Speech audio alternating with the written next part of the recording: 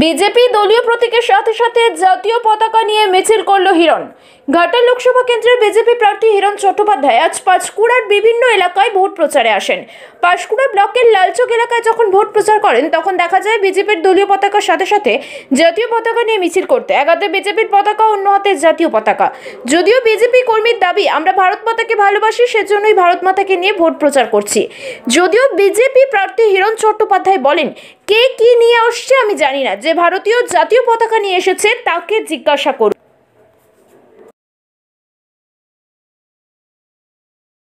এ তো চলছে, এ তো প্রসেস চলছে গত 2 মাস ধরে টানা। আমরা প্রত্যেকটা পাড়ায় পাড়ায় গ্রামের ভিতরে যেখানে কোনো নেতারা কখনো ঢোকেনি, মানুষের দুঃখ যন্ত্রণার কাহিনী শোনার মতো অবকাশ যে সমস্ত নেতাদের কখনো হয়নি, আমি চেষ্টা করছি আমার ভারতীয় জনতা পার্টির কর্মীদের সঙ্গে করে নিয়ে সেই সমস্ত প্রান্তিক জায়গায় পৌঁছে মানুষের যে দুঃখ যন্ত্রণা শুনে দিল্লি যাওয়ার পরে তাদের দুঃখ যন্ত্রণার কথা গিয়ে দিল্লিতে বলবো, তবে তো তাদের জীবনের উন্নয়ন হবে, নাহলে উন্নয়ন কি করে হবে?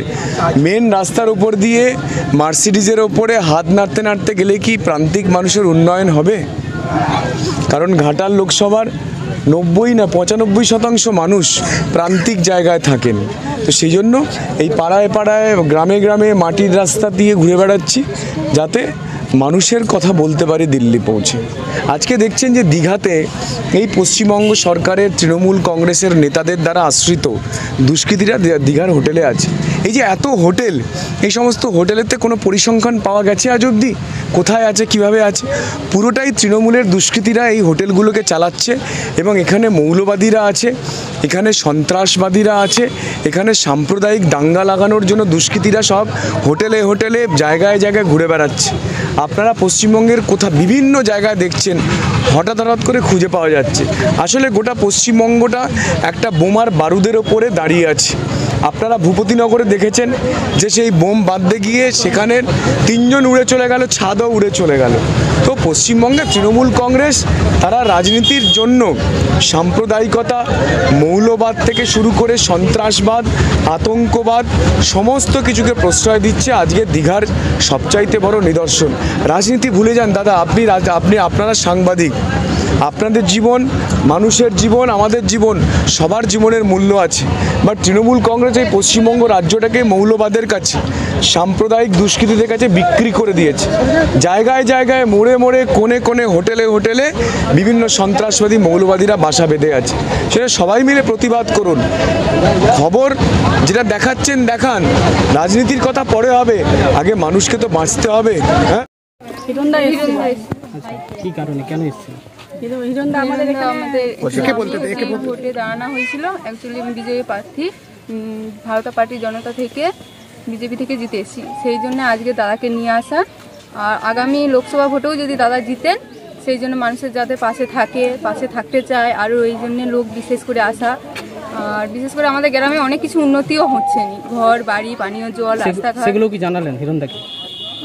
হ্যাঁ, কিছুক্ষণ জানানো হয়েছে। বলছি, একটা বিষয় আজকে যেটা দেখা গেল, আপনাদের যে দলীয় পতাকা তার সাথে দেখা গেল জাতীয় পতাকা নিয়ে হাঁটতে, মানে কি বার্তা, কেন? জাতীয় পতাকা হচ্ছে আমরা সব ভালোবাসি, অ্যাকচুয়ালি ভারতীয় জনতা পার্টিকে ভালোবাসি, ভারত মাকে ভালোবাসি, তাই আমরা সঙ্গে করে নিয়ে যাচ্ছি। কি নাম আপনার? সন্ধ্যা দেবী। কি পদে? পঞ্চায়েত প্রতিনিধি। কোন দলে? বিজেপি পঞ্চায়েত সদস্য। হ্যাঁ।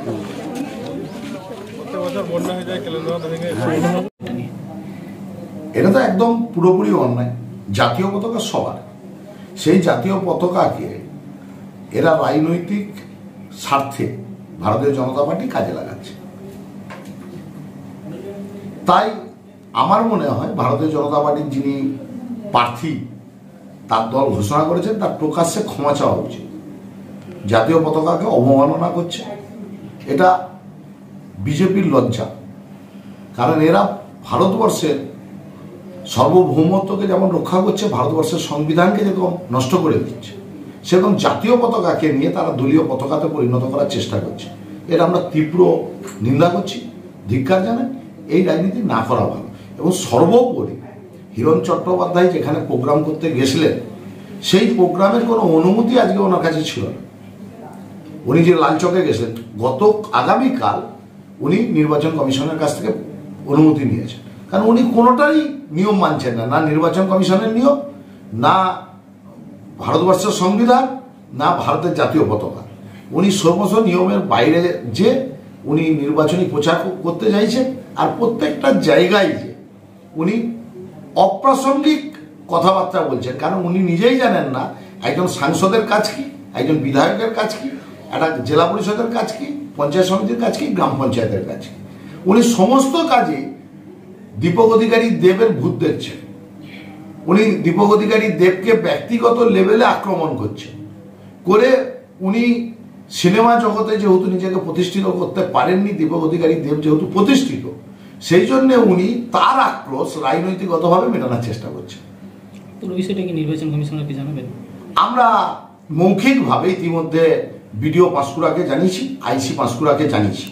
আমরা বলবো যার যেখানে অনুমতি আছে সেখানেই তার প্রোগ্রামটা করা ভালো, কারণ আমার মনে হয় যেখানে অনুমতি নিয়ে রেখেছিলেন সেখানে লোক হয়, যার জন্য উনি অন্য জায়গায় চলে যাচ্ছেন। এটা না করাটাই বাঞ্ছনীয়।